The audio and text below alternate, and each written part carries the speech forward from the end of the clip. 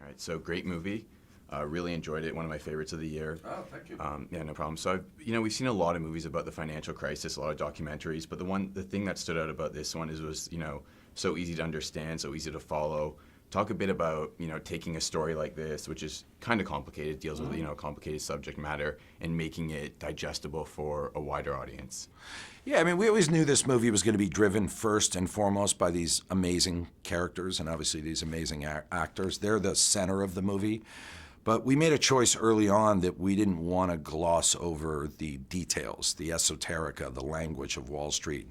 So our goal was really to make the first Wall Street movie where you actually go behind the curtain. You actually hear the language. And the key to that was, I was an English major in college. I didn't study economics. And there was a point at which I understood it. And I figured if the guy who did Step Brothers can understand this, audiences can get this. So that was really the point where we said, let's go for this. Let's really see if we can show an audience that, yes, it all seems really complicated, but at the end of the day, it's actually pretty simple what they did.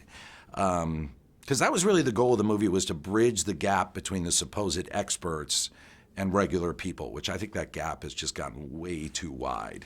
So the ideas for having Ryan's character break the fourth wall, having those celebrity cameos, were that all from the beginning to help audiences through the movie? Yeah, I wanted the movie to have an element of it that was having a conversation with the audience, that was telling you hey, I get it. This seems boring.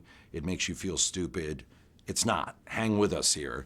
So we didn't want to do it. It was a tricky kind of balance because you want to do it sometimes, but then other times you want to just go into the scenes. So one of the challenges of the movie in the edit room was just always kind of finding that balance between when do we go inside the movie and when do we take a little step out. But yeah, that was the initial idea from the second I read the book, was let's go for this. Let's see if we can do what none of the other Wall Street movies have done. And speaking of balance, obviously it's a very serious movie, serious subject matter, but there is quite a bit of humor. But at the same time, you don't want to, make light of it. Obviously, a lot of people got really hurt by it. So how do you kind of balance the lighter moments with the heavier moments? How do you know how much humor to inject and where to inject it? It came pretty organically from the structure of the story. When these guys started discovering that there was this massive housing bubble, it was exciting for them. I mean, they really, at that point, they didn't know there was going to be a bailout. They didn't know there was going to be a collapse. So they really thought they had gotten one over on the big banks. And these were all pretty likable, great, quirky guys. And so that part of the movie has an energy and fun to it. And you're meeting these odd characters, and there's an energy between them. So, some of the stuff we knew might be funny, but we were surprised when we put it up that people were really with them during that section, and there was a fair amount of laughs. But then what I love about the movie is the turn happens where they realize the collapse is so much bigger than they imagine, that they're actually a part of it.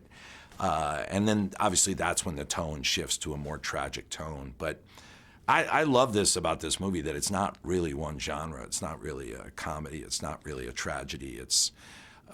I think we're really moving towards a period where movies are going to start just busting out of genres.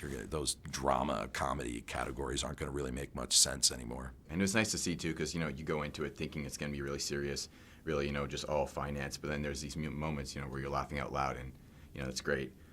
So yeah, just before we wrap up, what message do you hope people take away from this movie, other than bankers are greedy and evil? Other than that, what do people want to walk away with? By the way, banking in itself is not bad. We need banking. Right. What's happened is they've just gotten too much power, and that's what I'd love people to realize. That I say it in the States just quite simply, everyone should look at, is their congressperson taking money from banks? If they are, don't vote for them. Because it means they're going to do what the banks want to do. And the bank's sole job is to make money any way they can. But, the danger started when they really bought our government. And that's when they really started doing whatever they wanted to do. And that's what led to this collapse. So I would just simply love it if people were a little more interested in banking and finance, and if they just took 10 minutes a week to see what their representative is doing in D.C. and are they selling them out to the banks or not.